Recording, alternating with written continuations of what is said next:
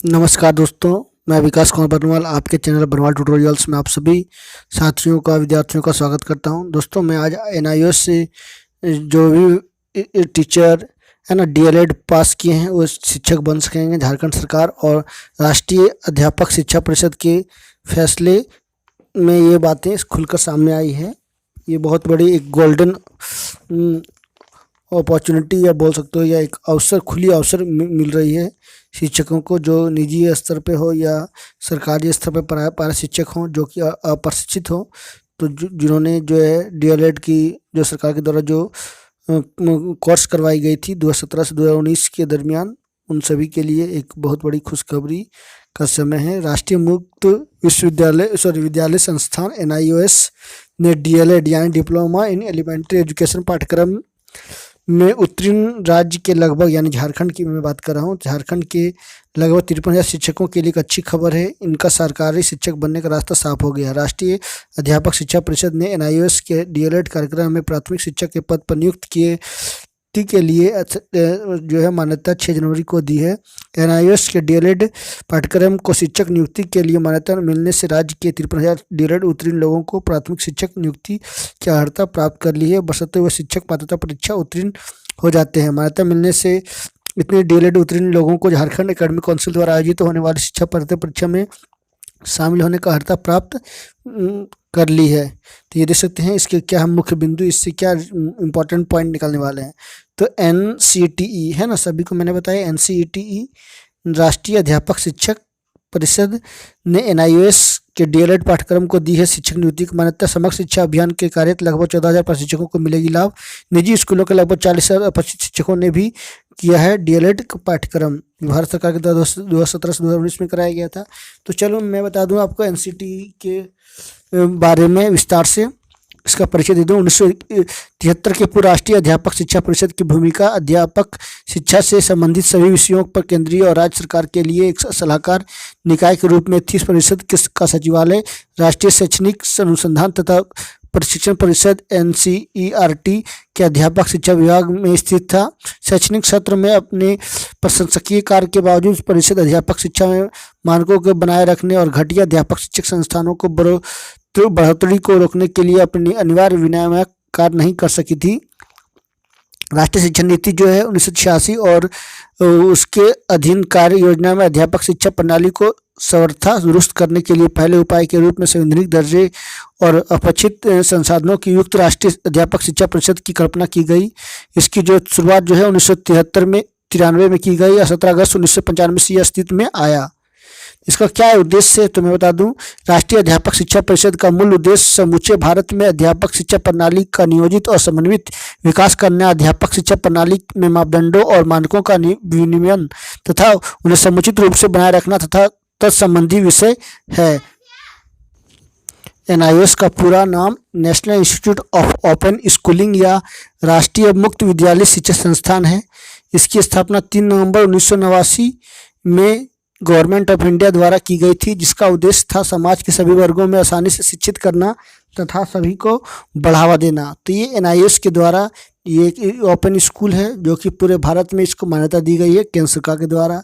इसके बारे में मैं और आगे विस्तार से बताने जा रहा हूँ, तो इसको ध्यान से सुने और वीडियो को अंत तक देखें। ये काफ़ी इंपॉर्टेंट वीडियो होने वाला है। और मैंने एनसीटीई और एनआईओएस के बारे में मैंने विस्तार से बताने की कोशिश की है, तो आप ज़रूर देखें और इसे आप लाभ अवश्य ग्रहण करें।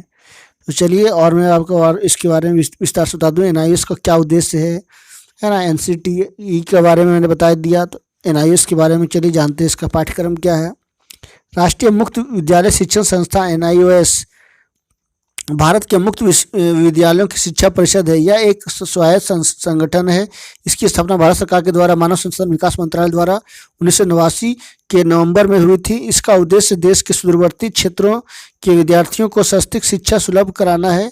केंद्रीय माध्यमिक शिक्षा परिषद और उत्तर प्रदेश माध्यमिक शिक्षा परिषद आदि की भांति राष्ट्रीय मुक्त विश्वविद्यालय शिक्षा संस्थान की माध्यमिक और उच्च माध्यमिक स्तर पर समीक्षा संचालित करता है।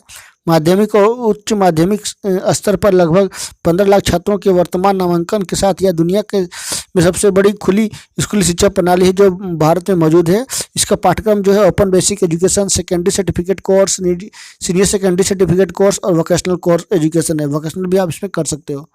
योग्यता क्या है? सेकेंडरी कोर्स में प्रवेश के लिए 8वीं पास होना जरूरी है। सीनियर सेकेंडरी सर्टिफिकेट कोर्स करने के लिए किसी मान्यता प्राप्त बोर्ड से 10वीं पास अनिवार्य है। सेकेंडरी और सीनियर सेकेंडरी सर्टिफिकेट के माध्यम से किसी भी वोकेशनल कोर्स में एडमिशन लिया जा सकता है। तो अभी तो देखा जाए तो वर्तमान समय में वोकेशनल कोर्स की बहुत ज़्यादा मांग है, क्योंकि अभी का समय जो है वोकेशनल ही है, व्यापारिक शिक्षा जिसको बोला जा सकता है। सभी स्टूडेंट्स इसमें ज़्यादा इंटरेस्ट ले रहे हैं अभी का दौर में, क्योंकि आप सामान्यतः देखोगे तो आप इंटर कर लो, ग्रेजुएशन कर लो तो उससे कुछ होने वाला नहीं है। आप उसको जनरल कंपटीशन फाइट करनी होगी, आप फाइट नहीं कर पा रहे हो तो फिर आपको वोकेशनल कोर्स लेना ही ज़्यादा बेहतर रहेगा।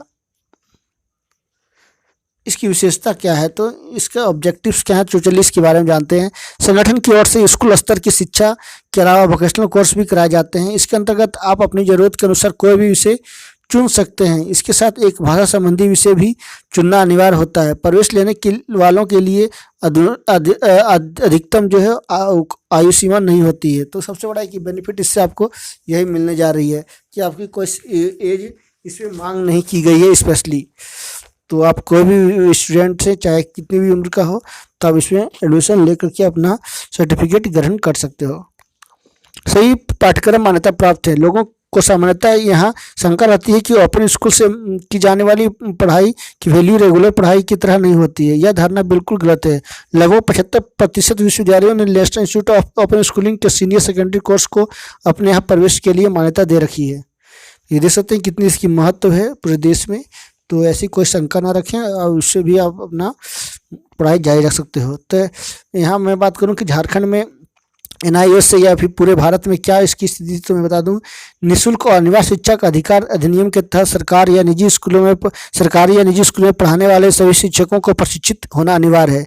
इसे लेकर केंद्र सरकार ने सभी अप्रशिक्षित शिक्षकों को 31 मार्च 2019 तक NIOS DLED करने का अवसर दिया था। राज्य में मतलब झारखंड की बात करूँ तो झारखंड में लगभग 53,000 लोगों ने निजी स्कूल और अप्रशिक्षित शिक्षक निजी स्कूलों के अप्रशिक्षित शिक्षक तथा अप्रशिक्षित पारा शिक्षक ने यह पाठ्यक्रम दूरस्थ शिक्षा से पूरा किया है। तो ये अभी देखा जाए तो मौजूदा समय में आप DLED करने जाओ तो आपको 1.5-2 लाख रुपए खर्चे हो जाएंगे और रेगुलर वो क्लास करनी होगी।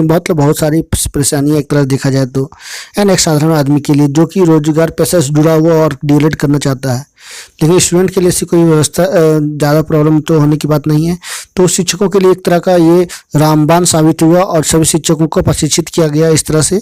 अब वो आसानी से सरकारी शिक्षा का भी लाभ ले सकते हैं और स्कूलों में भी, निजी स्कूलों में भी आसानी से पढ़ा सकते हैं। अच्छी खासी उनको अब जो है मोटी रकम वेतन के रूप में मिलने जा रही है। तो एक तरह का बहुत बड़ा जो है मोदी सरकार के द्वारा बोल सकते हो कि बहुत बड़ा जो है एक उपलब्धि है, एक बहुत बड़ी